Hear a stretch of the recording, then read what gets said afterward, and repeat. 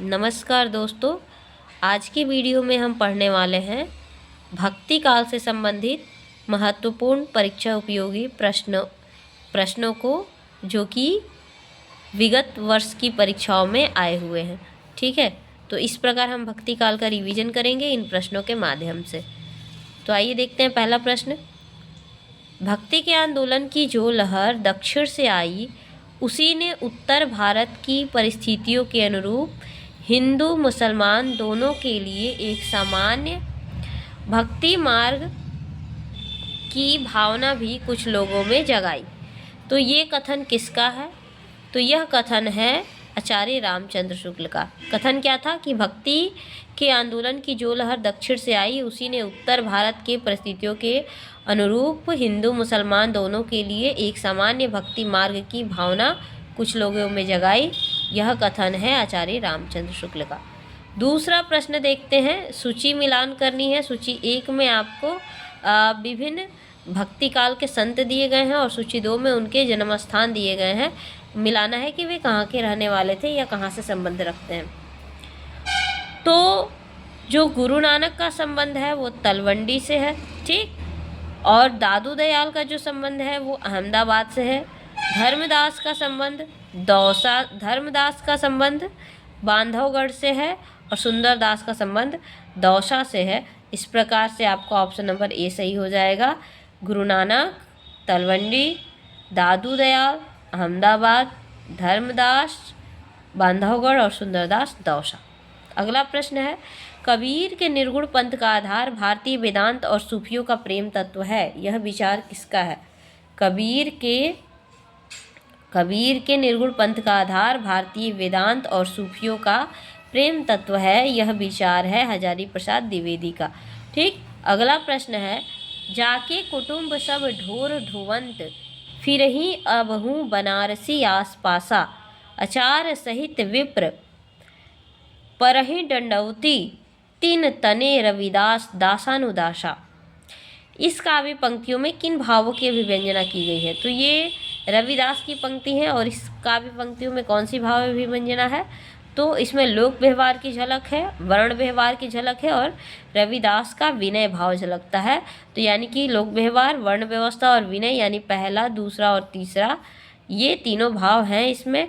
तो option number B सही हो जाएगा। गर्भोक्ति का भाव इसमें नहीं है। अगला प्रश्न है, ना नागरी काया विधि किन्हा, ले खोजा पावा ते चिन्हा, पैस उठी अगम पंथ बड़ बांका, तस मारग जस सुई कनाका, बांक चढ़ाव सातखंड ऊंचा, चारि बसेरे जाई पहुंचा।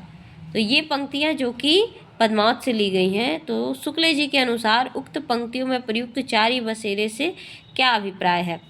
तो पहला है 4 धर्मशालाएं, दूसरा है प्रत्याहार, धारणा, ध्यान और समाधि नामक योग के अंग, तीसरा है शरीयत, तरीकत, मारिफत और हकीकत नामक 4 सोपान, और चौथा है धर्म, अर्थ, काम, मोक्ष नामक 4 पुरुषार्थ। तो इसका सही ऑप्शन होगा दूसरा और तीसरा इसमें सही है, यानी कि ऑप्शन नंबर बी सही है, ठीक है। प्रत्याहार, धारणा, ध्यान और समाधि नामक योग तथा शरीयत, तरीकत, मारिफत और हकीकत नामक 4 सोपान, ये दूसरा और तीसरा सही है। ये 4 बसेरे से इन चारों का अभिप्राय है, ठीक है। ऑप्शन नंबर दूसरा सही है, बी। अगला प्रश्न है, रचना काल की दृष्टि से सूफी रचनाओं का सही अनुक्रम है। रचना काल की दृष्टि से सूफी रचनाओं का सही अनुक्रम, तो इसमें 4 रचनाएं हैं, चित्रावली, मृगावती, चंदायन और अनुराग बांसुरी, ठीक है। तो इसमें से चंदायन पहले आ जाएगा, वैसे भी इसको पहली रचना मानी जाती है, पहली सूफी रचना। उसके बाद मृगावती, फिर चित्रावली और फिर अनुराग बांसुरी, ठीक है। चंदायन किसकी रचना है? मुल्ला दाऊद की। मृगावती कुतुबन की रचना है, चित्रावली उस्मान की रचना है और अनुराग बांसुरी नूर मोहम्मद की रचना है। अगला देखते हैं, जन्म काल के आधार पर निम्नलिखित संत कवियों का सही क्रम। तो संत कवियों का सही क्रम क्या है? संत कवियों में दादू दयाल, मलुक दास, गुरु नानक और सुंदरदास का नाम दिया गया है। तो संत कवियों में सबसे छोटे हैं सुंदरदास और सर्वाधिक शिक्षित है सुंदरदास। तो सुंदरदास तो अंत में आएंगे। इन चारों कवियों में सबसे बड़े हो जाएंगे गुरु नानक, फिर दादू दयाल, फिर मलुक दास, फिर सुंदरदास, यानी कि ऑप्शन नंबर बी। अगला प्रश्न है, जायसी के श्रृंगार में मानसिक पक्ष प्रधान है, शारीरिक पक्ष गौड़। यह कथन किस आलोचक का है? तो यह कथन आचार्य रामचंद्र शुक्ल का है। ऑप्शन नंबर ए सही हो जाएगा। जायसी के श्रृंगार में मानसिक पक्ष प्रधान है और शारीरिक पक्ष गौड़ है।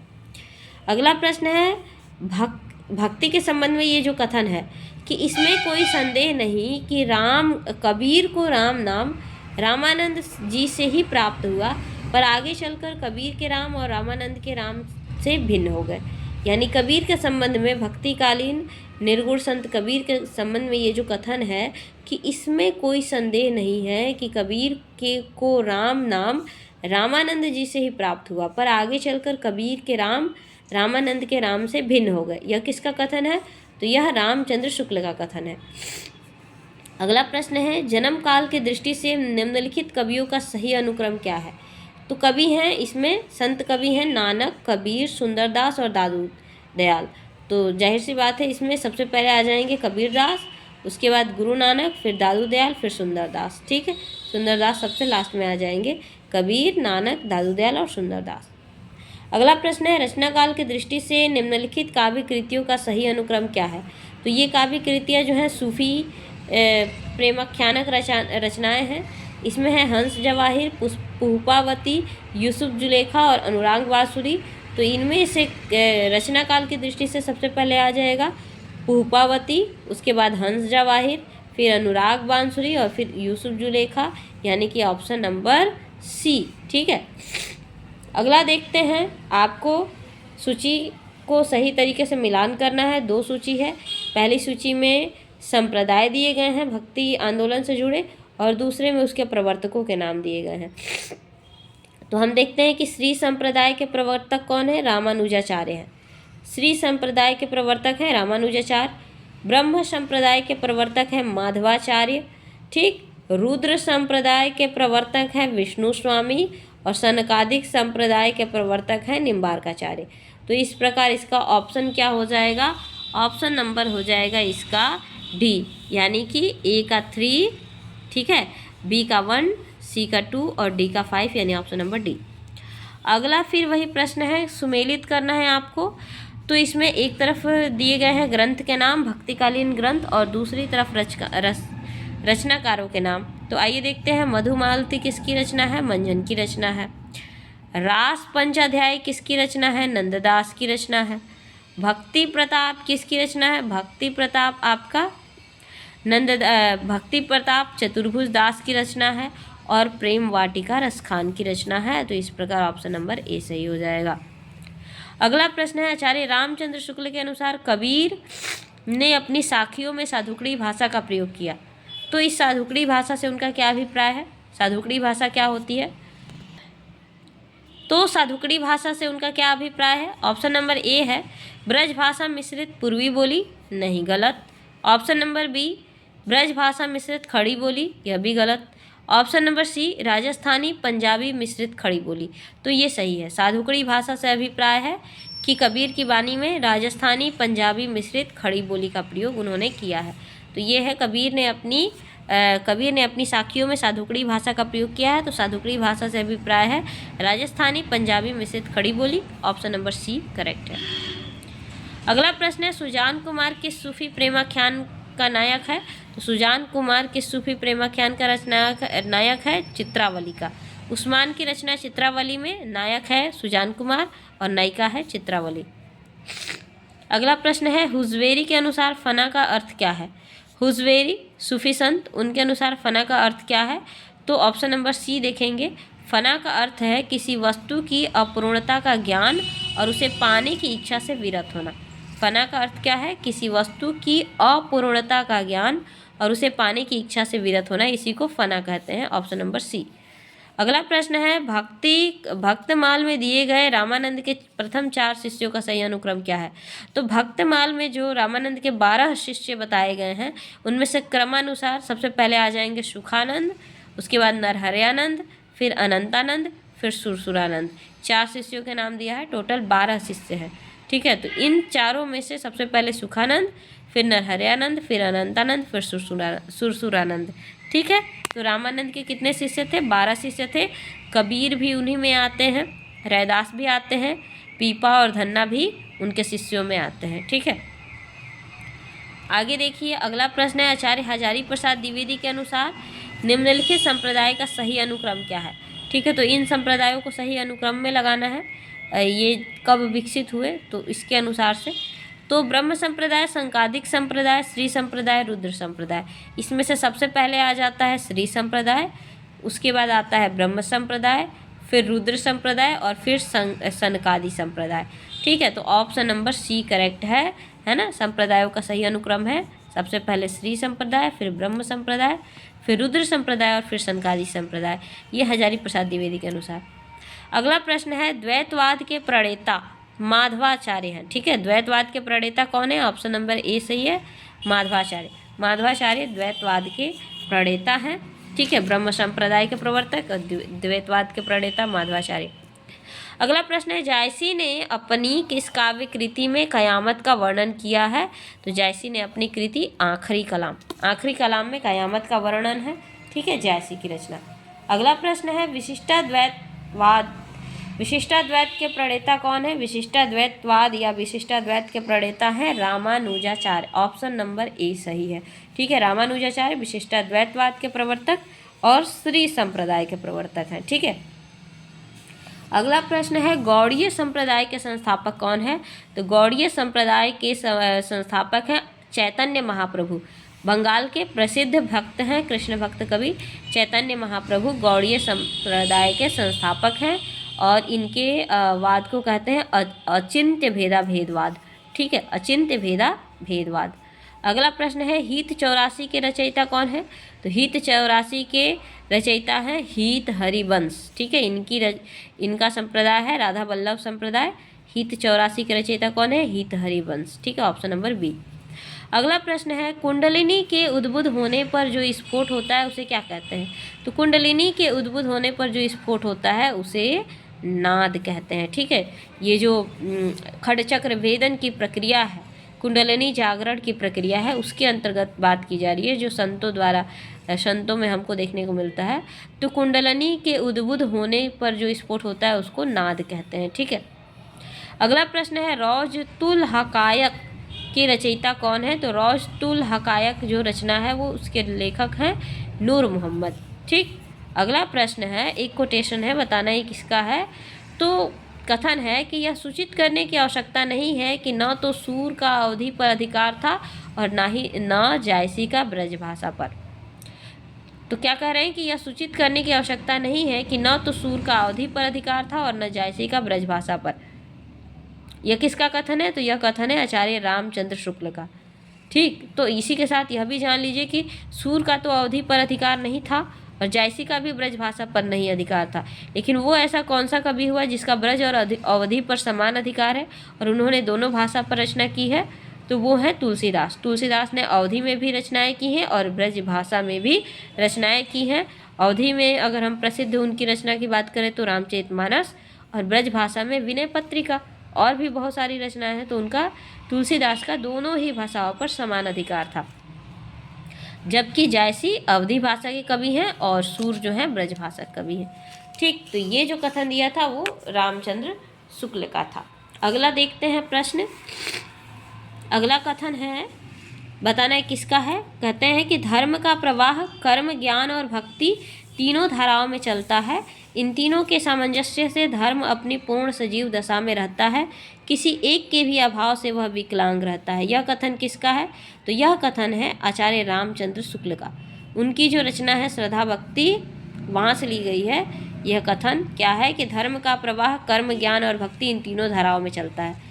इन तीनों के सामंजस्य से धर्म अपनी पूर्ण सजीव दशा में रहता है, किसी एक के भी अभाव से वह विकलांग रहता है। यह आचार्य रामचंद्र शुक्ल का कथन है। ठीक है, नहीं, ये कथन आपको उनके हिंदी साहित्य के इतिहास में, जहाँ वो भक्ति काल की व्याख्या करते हैं, वहाँ देखने को मिल जाएगा। ठीक है, उनके पुस्तक हिंदी साहित्य के इतिहास में शुक्ल जी के। अगला प्रश्न है, रचना काल के आधार पर निम्नलिखित रचनाओं का सही अनुक्रम क्या है। तो यहाँ पर दी गई हैं प्रेमाख्यानक रचनाएं, सूफी रचनाएं। तो इसमें देखिए रचना काल के आधार पर इन सूफी रचनाओं का सही अनुक्रम क्या है। ठीक, तो सबसे पहले इसमें आ जाएगी ज्ञानदीप, फिर प्रेम रतन, फिर हंस जवाहिर, फिर इंद्रावती। ठीक, तो सही क्रम क्या हो जाएगा? ज्ञानदीप, प्रेम रतन, हंस जवाहिर और इंद्रावती, ये सभी सूफी रचनाएं हैं। इनके कवियों का नाम आप बताइएगा कमेंट बॉक्स में। अगला है रचना काल के आधार पर निम्नलिखित रचनाओं का सही अनुक्रम क्या है। तो यहाँ भी सूफी रचनाएं दी हैं जिनको क्रम से बताना है रचना काल के अनुसार। तो सबसे पहले आ जाएगा चंदायन मुल्ला दाऊद का, फिर कुतुबन का मृगावती, फिर मंझन का मधुमालती, फिर उस्मान का चित्रावली। तो चंदायन, मृगावती, मधुमालती और चित्रावली, यह है रचना काल के अनुसार सही क्रम। अगला प्रश्न है, जो नर दुख में दुख नहीं माने, सुख स्नेह अरु भय नहीं जाके, कंचन माटी जाने, यह कथन किसका है? तो यह कथन गुरु नानक का है। ये काव्य पंक्तियाँ किसकी हैं? गुरु नानक की। क्या है काव्य पंक्तियाँ क्या हैं? जो नर दुख में दुख नहीं माने, सुख स्नेह अरु भय नहीं जाके, कंचन माटी जाने, यह गुरु नानक द्वारा दी गई पंक्तियां हैं। अगला है, रचना काल के अनुसार निम्नलिखित कवियों का सही अनुक्रम क्या है? रचना काल के अनुसार निम्नलिखित कवियों का सही अनुक्रम, तो इसमें कौन कौन से कवि हैं? ये सारे कवि सूफी कवि हैं। ठीक है, तो इसमें से क्रम के अनुसार आ जाएंगे। सबसे पहले कुतुबन हो जाएंगे, फिर उस्मान, फिर कासिम शाह और फिर नूर मोहम्मद। ऑप्शन नंबर सी, कुतुबन, उस्मान, कासिम शाह और नूर मोहम्मद। अगला है, संत मत के अलावा शब्द या शब्द का प्रचलन किस और पंथ में हुआ? तो संत मत के अलावा शब्द या शब्द का प्रचलन नाथ पंथ में हुआ। ठीक है, वैसे भी हम जानते हैं कि जो हमारा संत साहित्य है भक्ति काल का, वो सिद्धों और नाथों से कहीं ना कहीं प्रभावित रहा है। तो संतों में जो शब्द या शब्द प्रचलित है वह उससे भी पहले नाथों में प्रचलित था। ठीक है, अगला देखिए, यहाँ पर कुछ संप्रदाय और उस संप्रदाय के प्रवर्तक आचार्यों के नाम दिए गए हैं, उनका सही मिलान करना है। तो श्री संप्रदाय के प्रवर्तक कौन है यहाँ पर देखेंगे आप? तो श्री संप्रदाय के प्रवर्तक हो जाते हैं रामानंद, यानी एक का एक से मैच हो जाएगा। फिर रुद्र संप्रदाय के प्रवर्तक कौन है? तो विष्णु स्वामी रुद्र संप्रदाय के प्रवर्तक है, यानी बी का सी। फिर सनकादिक संप्रदाय का प्रवर्तक कौन है? तो सनकादिक संप्रदाय के प्रवर्तक निम्बार्काचार्य हैं, यानी कि सी का 4 हो जाएगा। फिर राधा वल्लभी संप्रदाय के प्रवर्तक कौन है? तो राधा वल्लभी संप्रदाय के प्रवर्तक श्री हित जी या हित हरिवंश है, यानी डी का 5 हो जाएगा, यानी ऑप्शन नंबर बी। ठीक है, A1, B3, C4 और D5, option number B is correct. अगला प्रश्न है, रचना काल की दृष्टि से निम्नलिखित रचनाओं का सही अनुक्रम क्या है? तो ये भी रचनाएं आप देखिए सूफी रचनाएं दी गई हैं और इसमें कुछ आदिकालीन रचनाएं भी हैं। तो रचना काल की दृष्टि से सबसे पहले जयचंद्र प्रकाश आ जाएगा, जयचंद्र प्रकाश, उसके बाद मृगावती, फिर मधुमालती, फिर हंस जवाहिर। ठीक है, जयचंद्र प्रकाश आदिकाल की रचना है, उसके बाद मृगावती, मधुमालती और हंस जवाहिर, यह जो है क्रमशः ये सूफी काव्य है। अगला है, एक तरफ आपको भक्तिकालीन के जितने भी आंदोलन हुए उसमें जितने वाद चले हैं वो वाद हैं और उनके प्रवर्तक आचार्य हैं। तो द्वैतवाद के प्रवर्तक कौन है? शंकराचार्य हैं। द्वैतवाद के प्रवर्तक माधवाचार्य हैं। शंकराचार्य तो अद्वैतवाद के प्रवर्तक हैं। ठीक है, द्वैतवाद के प्रवर्तक माधवाचार्य हैं। द्वैतवाद के प्रवर्तक निम्बार्काचार्य हैं। शुद्धाद्वैतवाद के प्रवर्तक वल्लभाचार्य हैं और विशिष्टाद्वैतवाद के प्रवर्तक रामानुजाचार्य हैं। तो इसका सही ऑप्शन हो जाएगा ऑप्शन नंबर बी। अभी जो शंकराचार्य हैं वो अद्वैतवाद के प्रवर्तक हैं। अगला प्रश्न है, जायसी पहले कवि हैं सूफी बाद में, यह किसका कथन है? तो जायसी पहले कवि हैं सूफी बाद में, यह कथन है विजय देव नारायण शाही का, विजय देव नारायण शाही।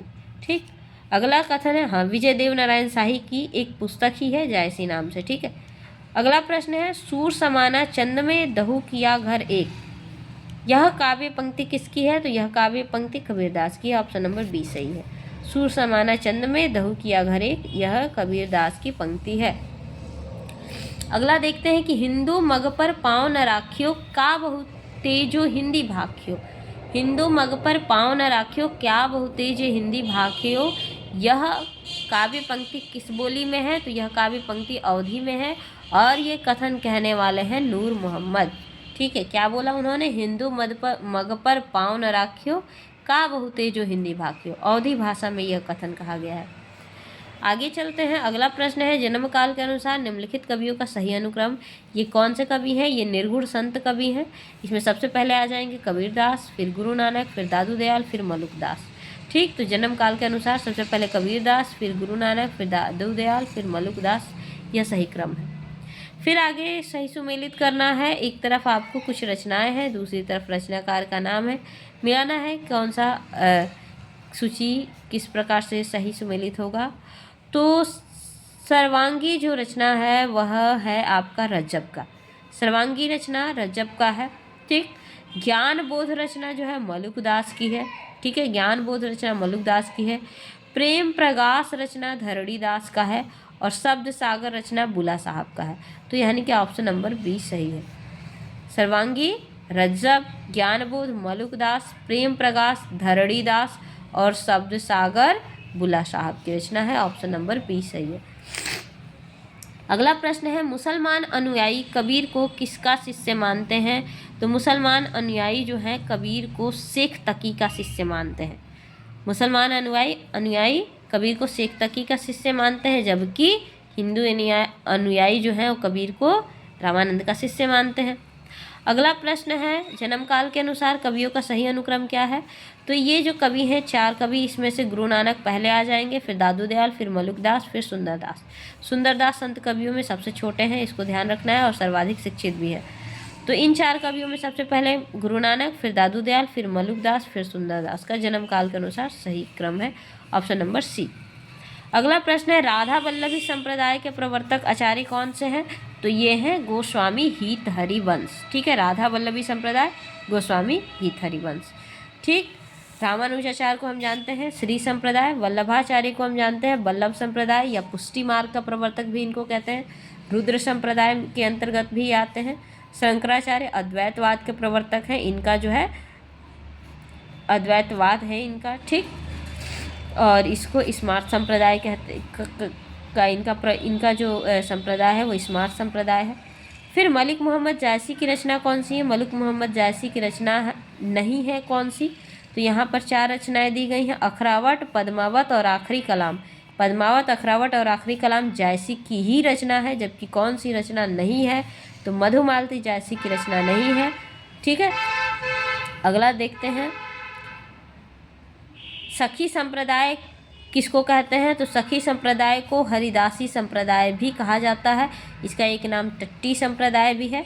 ठीक है, और हरिदास का संत हरिदास के द्वारा जो बनाया गया संप्रदाय है वो सखी संप्रदाय या हरिदासी संप्रदाय कहलाता है।